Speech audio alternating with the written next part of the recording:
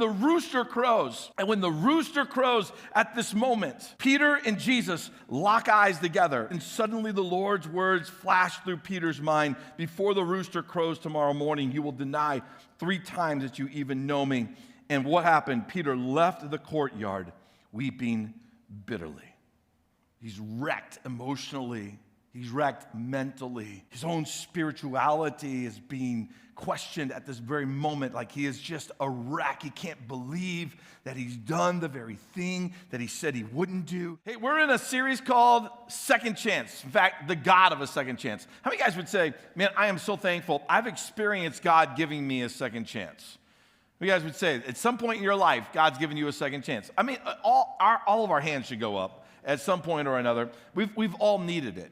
I've got a feeling, though, this as your pastor and as your friend, that it's easy to think of the God of a second chance from the perspective of a person who is not living a life following Jesus. And then that person is given a second chance to follow the Lord. And yeah, okay, that's true. It all does play out that way. In fact, that's why I started with Samson, a guy in the Old Testament that, he knew about God, but he basically lived his life how he wanted to. He did what felt right to him. And so, yeah, the God of a second chance is for people that are here today listening to my voice who are not in a relationship with God. You know maybe about God in some capacity, and you want to follow him. Yes, okay, the God of a second chance is for you. But I think that sometimes we overlook the fact that the God of a second chance, the God who gives us another chance, is also the God for the person that's been serving the Lord for 30, 40 years. It's forever. He's for everyone. And the church exists for everyone. The church must exist for lost people to come into a relationship with Jesus Christ and have their life transformed. But the church must also exist for those who know Jesus to have their life continually transformed by him. And this is the never-ending work of the Holy Spirit in our lives. It is the work of the God of the second chance. And so I want to meet you right there. I want to help you understand that God is coming alongside some of you that have been serving him for a decade, 20, 30 years, just as much as he's coming alongside those who are seeking him to discover if he's going to be the answer for their life. And to help you really anchor this thought, I want to take you into the Bible. I want to tell you a story about Peter. Now, I can't read all the scriptures to you. We don't have that kind of time here today. Right? So I'm going to dissect some of this for you. We're going to jump into Scripture at certain moments. So the Scriptures will be on the screen. We're going to be in a number of different places, so you can follow along there. You can also get it all on your phone if you go to YouVersion, okay? And you open up your YouVersion app and you go to events. You can click on New Life Church at all of our campuses, and you can get all of the notes that I have for today's message. Peter, though. Peter's a guy that some of you are like, I know everything about Peter, Jeff, already. I got it all. Good. I got something new to tell you. Others of you are like, who is Peter? Okay, I'm going to help you. All right, I'm your friendly pastor. I'm going to help you with all of this, all right? Let's jump in with Peter, though. Peter is a guy who was a fisherman. So he worked with his hands. He smelled like fish on an average day. Can you just smell that right now with me? It's good, right? Oh, it's so amazing. Can you feel it on your hands? No, I'm just joking. Okay, let's not go there. The sliminess of the fish. Can you imagine the hands of a fisherman for a moment? I mean, if you shook the hand of a fisherman, you're going to feel gruff. Like you're going to feel the calluses. You're going to feel the hands of a man who's had his hands in the water, who's had his hands on nets. Right? I mean, he's a tough guy. He's a burly kind of a guy. He's a man's man. Come on, men. Is there any men in the room? That's what I'm talking about. All right. That wasn't very impressive, but it was close. It was close. All right. We'll take it for this morning. So this is the kind of guy that he is. And he walks away from all of that because Jesus one day comes along and he says, hey, come follow me. And so for 3 years, Peter hasn't been thinking about fishing. Can you imagine what his hands are like now? They're all soft. He's got his beard trimmed probably. I mean, the guy's got his act together. He's starting to come together, right? I mean, he's not just the dude that you would find by the beach. He's also now the guy that you would find in the synagogue, in the in the temple. He's now the guy that you would find on, the street corners that, like people look at him and they go, he looks friendly. Like his life is being transformed. And for 3 years, he's been following Jesus. And can you imagine what he's seen? I mean, this guy has seen dead people get up and walk. He's seen people that have no hearing, all of a sudden they hear.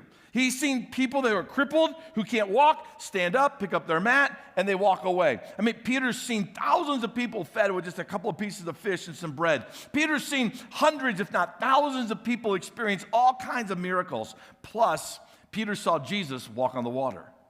And, oh, by the way, Peter got out and walked on the water. I mean, Peter has seen some amazing things, guys. But now he finds himself, after 3 years, he finds himself at a table eating a meal with Jesus, and he doesn't even realize that this is going to be the last meal that he'll ever eat with Jesus. And he's sitting there, and Jesus is going on, and Jesus is saying, guys, I'm not going to be with you very long. In fact, I'm going to a place where you can't go.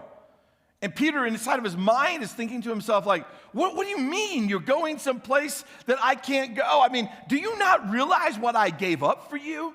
And now after 3 years, you're going to just leave us? I'm going to look like the fool all of my friends called me. Like when all my buddies told me, like, don't walk away from the family business, man, you'll never get it back again. You're going to make those guys right. Like, you're going someplace I can't go. Jesus, do you realize how loyal I've been? Do you realize what I gave up to follow you? And so here's what Peter does. Peter interrupts Jesus.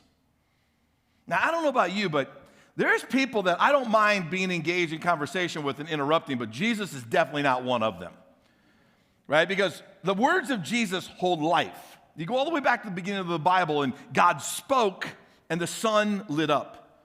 You walk through the New Testament with Jesus, and Jesus spoke, and dead people walked. Jesus spoke, and crippled people walked. Jesus spoke, like the words of Jesus, they carry power. Storms are raging all over the place. Jesus speaks, and the storms calm down. So I'm just suggesting here, as your friendly pastor, that if Jesus is speaking, you probably don't interrupt this guy, because you don't know what is coming out of his mouth next. But not Peter.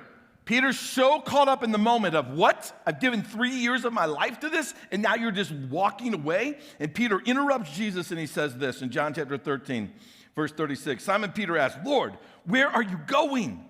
And Jesus replied, you can't go with me now, but you will follow me later. Jesus knew something about Peter. Peter, I'm telling you right now, you will be with me one day. That's a guarantee. But right now, you can't go with me. Peter, in verse 37, why can't I come, Lord? He asked. I mean, I'm ready to die for you. And Jesus answered, die for me? I tell you the truth, Peter. Before the rooster crows tomorrow morning, you will deny 3 times that you even know me. And that's when things got worked up inside of Peter. There was a tension that happened at that table. Peter is considered himself to be one of the most loyal followers of Jesus. Peter's the guy that says, I'll die for you. I'll do anything for you. Right? Peter's a fighter. Peter still has the fisherman in him. And Peter's heart now is wrenched. Not just because it happened in front of his peers, but because Jesus, the one who he has given his life to, has now looked at him and said, Peter, you're going to let me down. Peter's like, that's not me, Lord. That's not who I am. So after the meal, Jesus led his disciples, and they went out to pray. And while they were praying, then Judas, the one who has betrayed Jesus already and sold out Jesus for 30 coins of silver, he now leads this angry mob of religious leaders and Roman soldiers, and they go out to this place where Jesus is praying, and you can see the torches, and they're coming from a distance, and you can kind of hear the roar of the mob, and the disciples are out there in their tranquility, right, and in their moment of prayer, and they can hear all of this happening, and now they're standing up, and they're watching, like, where's this mob going? And the mob comes right to them, and the words come out of their mouth, where is Jesus? Where's this Jesus guy at? And Peter's kind of, you can almost see him stepping in between Jesus and the disciples and this angry mob. And Peter's standing there and he's thinking to himself, like, Jesus said that I'm going to deny him. I'm going to prove right now that on this night, nobody's taking Jesus. If you want Jesus, you got to come through me. And one of the Roman soldiers starts to make a move and Peter whips out his sword and he swings for the guy's head and he misses, only to take off part of the ear. And blood now is going everywhere. That dude's screaming, right? Chaos is all over the place. Everyone's pulled their swords out now. And Jesus, in the midst of this chaos, reaches down, picks up the man's ear, gets the dirt off of it, and puts it back on the guy's head and heals him. Now, you would think to yourself, if you just saw that moment, you would let Jesus be. But no, they arrest him. And they take him off. Some of the disciples scattered to some other places, but not Peter. No. Peter follows Jesus. He's right there with the crowd, right? And he's right there, and he's just basically like, don't make me pull my sword again, right? I mean, that's kind of his attitude. And he follows Jesus to this house where they take him in, and they start to question him, and Peter's just outside. And he's around this fire pit where some others that have followed them, and they're all there, and they're standing around the fire pit, and they're trying to stay warm. And the 2 o'clock hour comes, and the 3 o'clock hour comes, and the 4 o'clock in the morning hour comes, and it's cold in the evening. And Peter's warming himself by this fire, and he can hear the questioning and the arguing of these people accusing Jesus of all these things, and Jesus is not even defending himself. And Peter can look through this window, and he can see Jesus from time to time. But Jesus is just there with his head down, not defending himself as they spit at him and they make accusations against him. They threaten to crucify him at this very moment. Peter hears it all and he's around the fire, and then all of a sudden one person speaks up and they go, hey, aren't you one of those followers of Jesus? And Peter quickly, out of his mouth comes, no, not me. You can almost feel the tension inside of his heart as he goes, where did that come from? Like, that's not who I am. And then another hour goes by, right? And then, aren't you one of those followers of Jesus? No, not me. And then Peter's like, what in the world? What's wrong with me? And then all of a sudden, as the sun is barely starting to kind of like glow off in the distance, another one asks, aren't you one of the followers of Jesus? And Peter goes, not me. And the rooster crows. And when the rooster crows at this moment, Peter and Jesus lock eyes together in Luke chapter 22, verse 61 and 62. At that moment, the Lord turned and looked at Peter, and their eyes connected. Peter's out by the fire. Jesus is in the house while they're yelling and mocking and accusing. And their eyes connect, and suddenly the Lord's words flash through Peter's mind. Before the rooster crows tomorrow morning, you will deny 3 times that you even know me.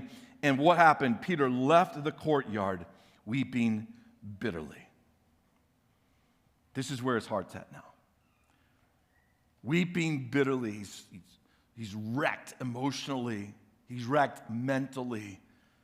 His own spirituality is being questioned at this very moment. Like, he is just a wreck. He can't believe that he's done the very thing that he said he wouldn't do. He pulled out the sword. He tried to defend Jesus. He went to the fire. He's right there. They're accusing him on the other side of the wall. He's the disciple that's standing there. He's not afraid, but yet he has denied him, and the rooster crows, and the prophecy of Jesus comes true.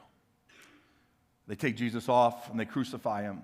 3 days later, a group of women have gone out to the tomb now to check on the tomb and to see what the status is. And when they get out to the tomb, they realize the stone has been rolled away and Jesus is no longer there. And what they don't realize is that they just met 2 angels. And these 2 angels now give these women this message and say, take this back to the disciples and tell them this message. Now, you got to remember that angels don't speak on their own behalf. Angels don't just share whatever they want to. Angels share what the Heavenly Father, God, tells them to share. Angels are messengers. Now, and heaven doesn't have the telephone game.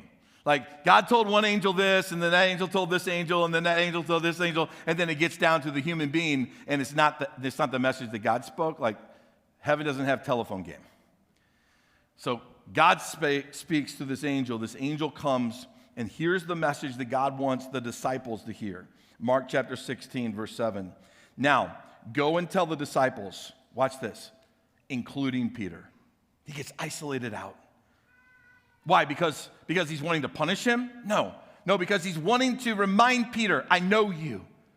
I love you. No matter what funk you are in right now, I'm for you.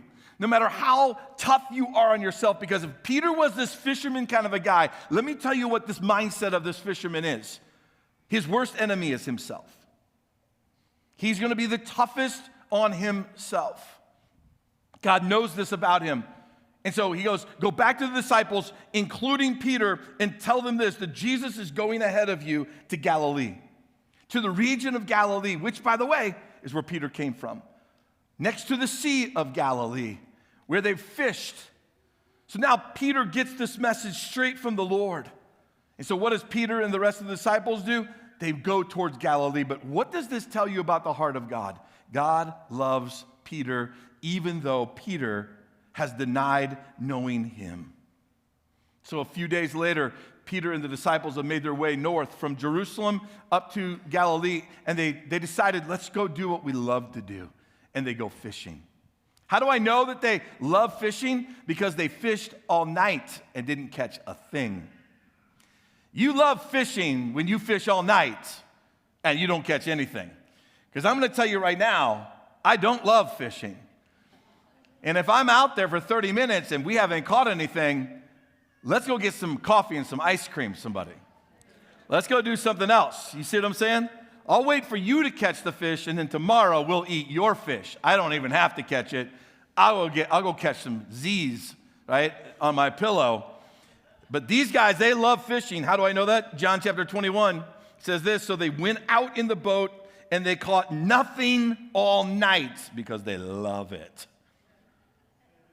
At dawn, Jesus was standing on the beach, but the disciples, they couldn't see who he was. I mean, you got to imagine, like it's dusk. And another area of Scripture says that they're about 100 yards off the shore. You're looking at about 100 yards. It's dusk. You guys know what it's like. I mean, there could be like a little bit of fog even on the water, and they couldn't see him. So but this guy, he calls out, fellows, have you caught any fish? No, we haven't.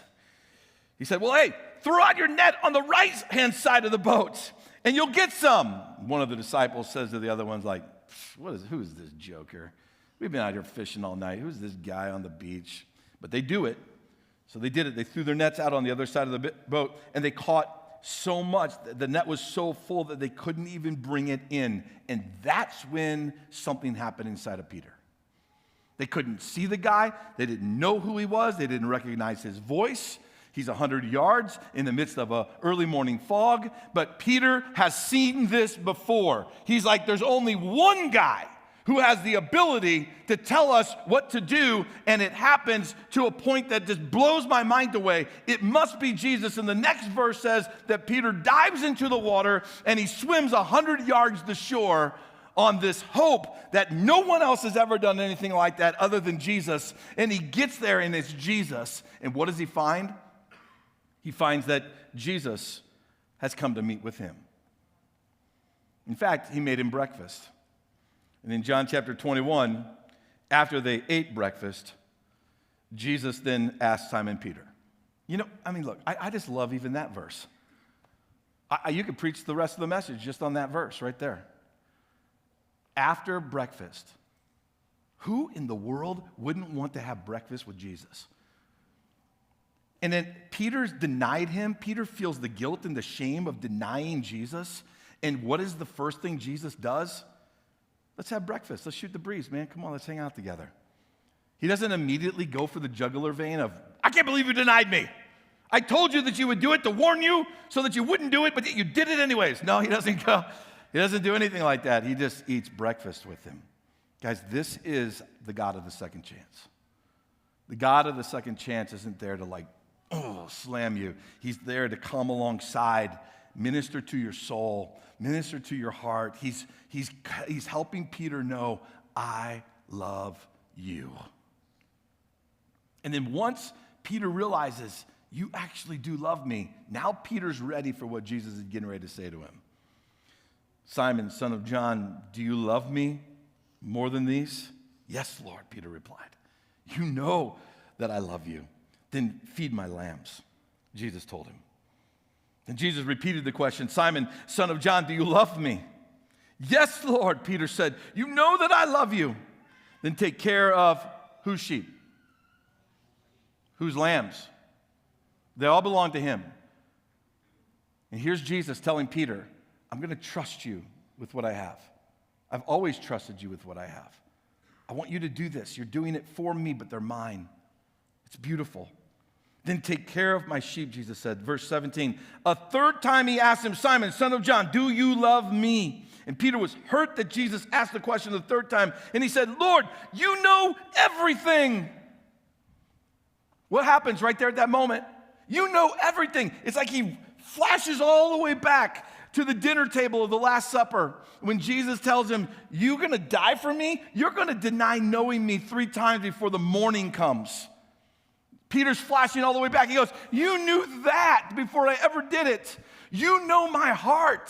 You know everything about me. But yes, Lord, yes, you know that I love you. And Jesus says, then feed my sheep 3 times, once for every denial. Why? Because Jesus was trying to restore him. Jesus was restoring his confidence. Jesus was restoring his purpose. Why? Because Jesus is telling Peter, you don't just serve God, you serve the God of the second chance. And he meets him right where Peter needed to be met. So what does this tell us about God? Well, it tells us this, that God will allow you to see your potential. And he'll allow you to see your potential, both your bad and your good potential. All of us have a destructive potential inside of us. And the story starts with Peter being told about his destructive potential.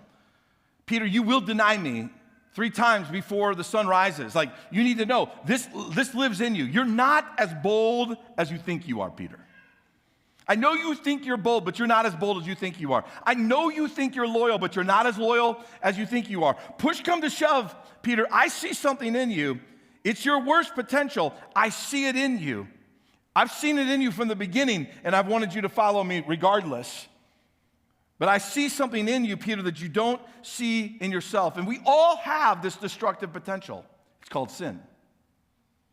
It's why some of us listening to me right now, our marriage has fallen apart because the destructive potential of sin lived through our life has destroyed it.